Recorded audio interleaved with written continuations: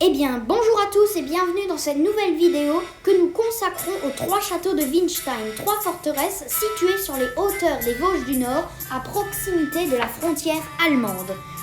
Le château de Vieux-Winstein, appelé au Moyen-Âge Hinterwinstein, fut probablement érigé par le duc de Souabe Frédéric Ier le Borgne, donc avant 1147.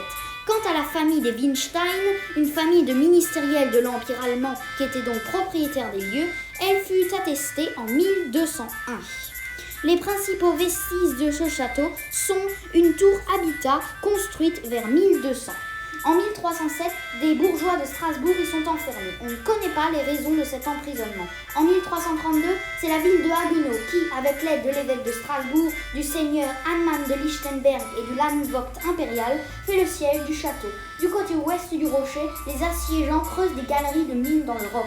Après 10 semaines, les défenseurs du Vieux-Winstein capitulent. Le château est alors démantelé. Cependant, la forteresse est probablement reconstruite, car au XVe siècle, on apprend l'existence d'un nouveau logis seigneurial. Et de plus, en 1335, l'empereur allemand a accordé une partie du château aux seigneurs de Lichtenberg qui plus tard l'ont partagé avec les Winstein, puis avec les Kirkel, les Harnesch de Weiskirch et les Durkheim qui leur sont apparentés.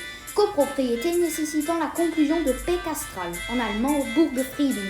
En 1396, une part du château passa aux comtes de Leiningen. Des vassaux rebelles de ces derniers s'étant réfugiés au Vieux-Winstein en 1435, le château est pris par trahison. L'un des 2 rebelles est fait prisonnier. Condamné à mort, il est enfermé dans un sac et noyé dans les fossés du village voisin de Reichshofen. En 1515, le duc de Lorraine s'empare du château, car l'un des occupants, le sire d'Endingen, y a enfermé des marchands lorrains dont il réclame rançon. En 1525, le château est occupé par les paysans révoltés, puis repris de force par le duc de Lorraine et incendié. On ne sait pas quand il a été abandonné. En 1664, il est mentionné comme étant depuis longtemps en ruine.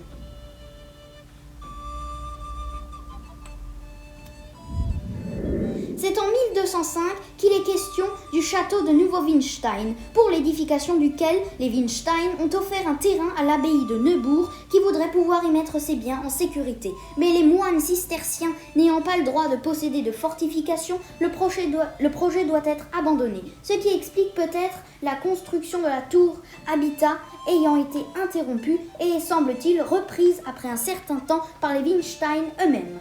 Avant 1346, Henri de Volksheim, l'époux d'une Winstein, cède la moitié du château en fief aux Wildgraves qui, en 1362, la remettent à l'évêque de Spire.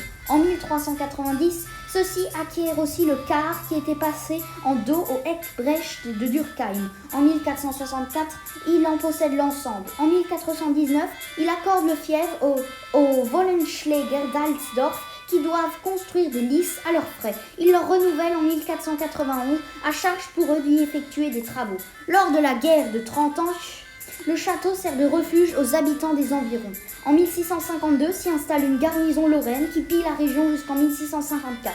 Le château ayant été remis en fief en 1648 aux Eckbrecht de Durkheim qui combattent la France dans les rangs de l'armée palatine lors de la guerre de Hollande est détruit. Enfin, entre ces 2 châteaux, en existait un troisième, appelé traditionnellement Mittelwinstein. Il n'en reste pas grand-chose, si ce n'est les restes d'un puits, ainsi que quelques vestiges de maçonnerie, restant probablement d'un donjon. Le fait que ce troisième château ne soit jamais mentionné pourrait indiquer qu'il était déjà abandonné, ou bien qu'il était considéré comme une dépendance de Nouveau-Winstein. Il a probablement été construit dans la seconde moitié du XIIIe siècle par un membre de la prolifique famille des Winstein qui voulait alors se rendre indépendant. Eh bien, j'espère que cette vidéo vous aura plu. Si c'est le cas, laissez un pouce bleu et abonnez-vous. Et je vous dis à la prochaine pour une nouvelle vidéo.